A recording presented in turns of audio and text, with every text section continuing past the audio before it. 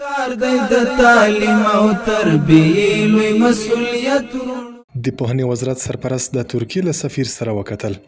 په یاده کتنه کې چې د پوهنې وزارت سرپرست محترم الحاج مولوي حبیب الله آغا په کابل کې د ترکیې له سفیر او ملپلاوي سره درلوده، پکې د افغانستان له پوهنیز نظام سره د یاد هیواد پر مرستو او یو لړ مهمو موضوعاتو تفصیلي خبرې وشوې. په پیل کې د پوهنې وزارت سرپرست میلمنو ته ښه راغلاست ووایه او په افغانستان کې د ترکیې هیواد د پوهنې بنسټ له فعالیتونو او هر اړخیزو مرستو څخه مننه او قدرداني وکړه. نوموړي څرګنده کړه له شک پرته په افغانستان کې د ترکیې د ښوونې او روزنې بنسټ مسؤلین او استادان خپلې پوهې او علمي تجربې د یوې کورنۍ د غړو په څیر